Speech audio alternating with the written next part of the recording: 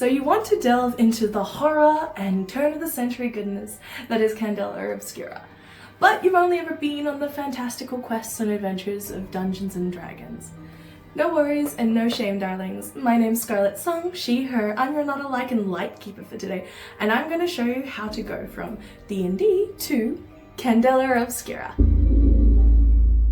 When we think of D&D, we often think of fantastical landscapes, settings, usually European, with woods and towns and cities, with unique races and magical abilities and, well, dragons. But when it comes to Candela Obscura, we imagine more of a steampunky, turn-of-the-century, I think early London-ish vibe, with a growing clash between culture, highly rapidly developing technology, and ways of thinking in the setting's post-World War II-esque setting. Candela Obscura's Forgotten Realms is called the Fairlands, with its main pocket of civilization called New Fair, literally built on top of the sins and ruins of the old world that messed with magical things it shouldn't have. Magic in this universe has a K, which stands for killer, probably, and isn't believed to exist. It's just fairy tales or myth or rumor. With that in mind, very few have the ability to wield magic like a witch or a wizard or a sorcerer or a bard even, and those that do often use artifacts infused with magic,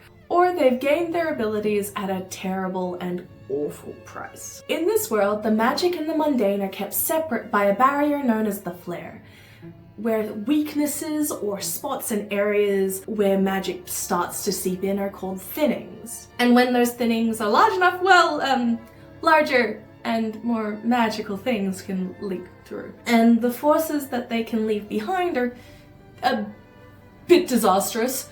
The corrupted force magic leaves behind is called bleed. And if a person is affected by too much bleed, well, they can just die. Bleed is described to radiate in the text, and radiation poisoning is a great example for just how dangerous it can be. Anything affected by magic not of this realm is known as phenomena, and it is that your circle of investigators is in charge of finding out. If I were to liken the setting of Candela Obscura to anything in particular, movies like The Prestige, early 2000s Sherlock Holmes movies too, the ones with Robert Downey Jr., as for tone, while in games like Dungeons and Dragons you are heroic adventurers for the most part, going off to do good in the world, in Candela Obscura there's more of a case for the morally grey. You, as an investigator in a circle for Candela Obscura, are a member of a secret society, aiming to protect the world from the magical forces that be beyond the flare. However, it's important to note that you're likely an investigator because something horrible has happened because of that magic. In Candela Obscura, according to its core rulebook, you play as one of 5 archetypical classes, almost similar to D&D, where you take the role of someone within your investigative party. These are such. The face acts as the spokesperson, the heart, the person who knows how to do the talking. The muscle is exactly that. They're usually the tough one, with subclasses like soldier or explorer. The scholar is the studious and logical. They investigate and understand the magics of the universe and the situations at hand from more of a scientific point of view. However, roles like the slink lend themselves more to that hiding, sneaking around, that sort of thing. Finally, we have the weird, my personal favorite, the person that's connected with the arcane lore and magics within the universe. You'll notice that those classes don't sound anything like paladins or druids.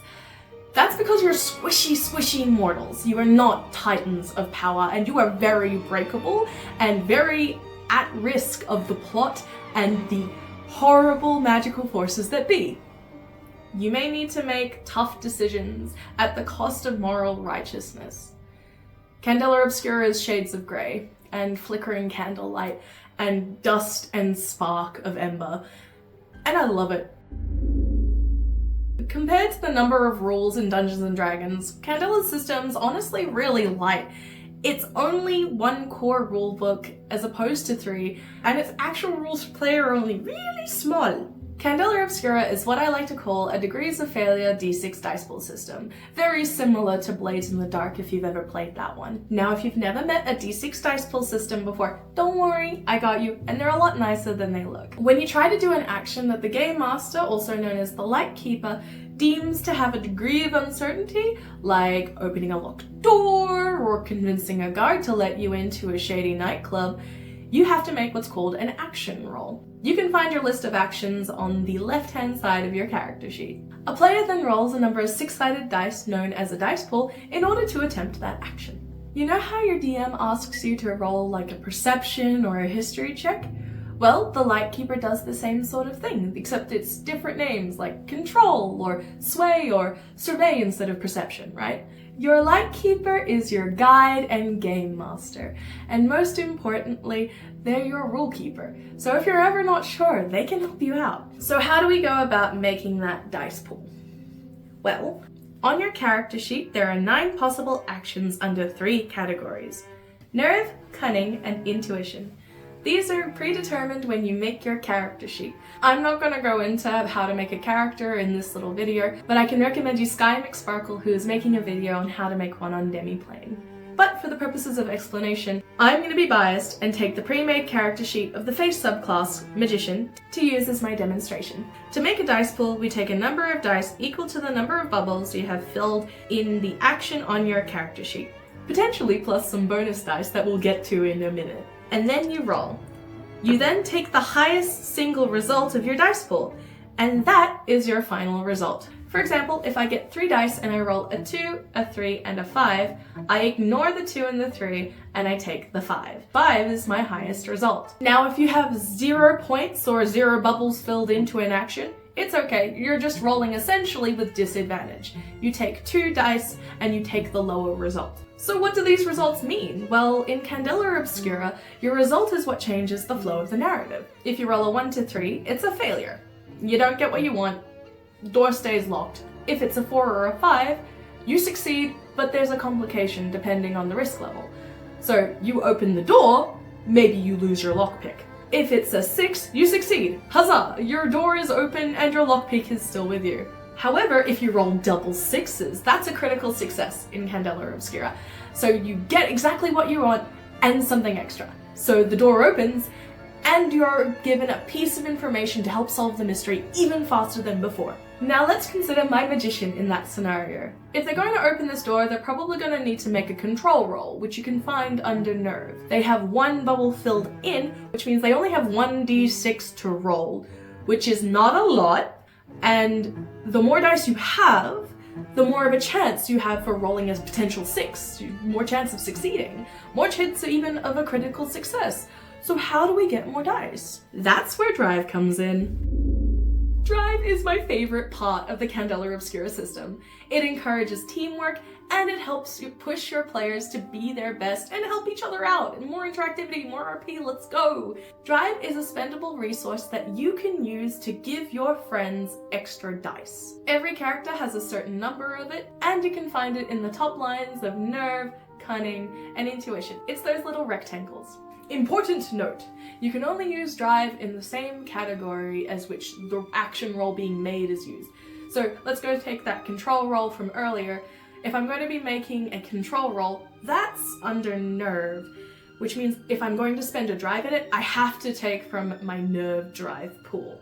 Let's take my magician from earlier. This door seems pretty important to them, so they spend 1 of their nerve drive in order to increase their pool by 1. Now they have 2 dice to roll. That's a much better chance. As I mentioned before, you can spend drive not only on yourself, but on your friends. So let's say in the same scene, my magician has their buddy, the explorer, with them. The explorer wants to help them open the door. Maybe they're bracing it, maybe they're kicking it alongside of this lockpick, maybe they're giving support or blocking the view of anybody who might watch them. They can choose now to spend a nerve drive and give the magician an additional dice. So in total, that's 2 points of drive spent, 1 per player, into this 1 roll. That means that there's now 3 dice for this control roll for the magician to try and unlock that door. A roll can benefit from dice from every single player at the table, as well as the person doing the rolling. However, there is an important rule. You can never roll more than 6 dice. No. Also, don't worry, even though drives are limited, you can get them back. You just need to make what's called a gilded roll. This is the part that probably trips up new players the most when it comes to Candela Obscura. I know it did it to me. Well, in Candela Obscura, you have what's called gilded actions. Gilded actions are actions that your character is really good at, and they're indicated by a little diamond over on your character sheet. Example, the magician is really good at the sway roll. For them, this is a gilded action. If the magician makes a sway roll, then they roll the same number of dice indicated by their bubbles. In this case, 2. The only difference? One of these dice is replaced by a gilded die instead. So it's still 2 dice, but one of them is shiny. This is because when you roll a gilded action, you can choose to take the gilded die instead of the highest result. If you choose to take that gilded die, then you get back a point in drive in that category. So, for example, let's take my magician again. If they roll a 6 and a 4 on their sway roll, but the 4 is on the gilded die, they can choose to take that complicated, mitigated success instead of a full success in order to earn a drive back. Sway is under the cunning action category, and so the magician can earn 1 drive back in cunning. But what happens if you roll a 3 or lower? What happens when you fail? In Candela Obscura, the consequences of failure are dependent on how risky your Lightkeeper has deemed the situation of the roll. This is probably going to be pretty obvious in the story depending on the situation, but your Lightkeeper is going to assign low, standard, or high stakes depending on the roll. This is the difference between opening a locked door in an abandoned house, opening the door at a party where you don't want anybody to see you, or opening the door with a monster chasing after you. They're very different situations, right? But even in failure, there's a chance. All players have access to something called resistances. These can be found under the drive section of your character sheet. Unlike drives though, you can't get a resistance back. They're sort of a once per story arc deal, and only refresh between assignments. A resistance gives you a second chance. You can re-roll a roll you've made, but you have to minus out any of the additional drives you may have added, and you must take the new roll. Resistances are great, but you can still fail them. And if you fail in a risky scenario, well, there's no HP or AC in Candela Obscura. You either succeed with complications, or fail. And if you fail, or there are the complications are dire, depending on the situation, you may be given what's called a mark. Marks are found on the right-hand side of the physical character sheet. There are 3 categories from where you can take a mark in. Body, for receiving physical harm, brain, for suffering mental stress or strain, and bleed, which is the bleed from before, which is magical bleed, basically suffering from magical corruption. Now, a quick aside, you may have been as uncomfortable as I was when you first heard about brain marks. It's better to think of them more as emotional and mental stress, like piercing migraines or your heart getting broken, as opposed to falling under the concept of sanity or mental stability. And it is up to you as a Lightkeeper or you as a player how you wish to interpret that, and it is a discussion at the table to have. Throughout the course of an assignment/mission, your Lightkeeper will assign you marks depending on whether or not you fail or you're in high stress situations. You can take up to 3 marks in any of those 3 categories. So again, body, brain, or bleed. If you max out any of those, your character will receive what's called a scar. They are taken out of the scene, knocked out, rendered unconscious, for some reason unable to continue on for specifically that moment, and become incapacitated and subject to the dangers and the things around you. If that happens, your character will receive what's called a scar and must take the following actions. 1. You erase all the marks you've received in the category you just maxed out. 2. You create a narrative scar that reflects the injury that you have taken that has pushed you over the edge. And finally 3, you move an action point from one category to another, as a mechanical way of reflecting the change in your character. If a character takes more than 3 scars, they die permanently. Candela is a horror game after all, and a brutal or beautiful death is a very real possibility. But that is for discussions at the table, and more importantly, how your Lightkeeper will decide, or how you as a Lightkeeper will decide to run horror at your table. On the Lightkeeper side of things, congratulations!